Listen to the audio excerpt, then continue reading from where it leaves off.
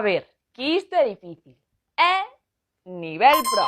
En galego correcto é prezo e non precio. Pero podes sentir aprecio por alguén e non aprezo, ou desprezo e non desprecio. É dicir, podes prezar, apreciar ou desprezar alguén. E iso non ten prezo. Palabras difíciles de pronunciar en galego, castelán e portugués. E todas con R polo medio. En galego, fragrancia. Fragrancia. Fragrancia. Fragrancia non é tan difícil.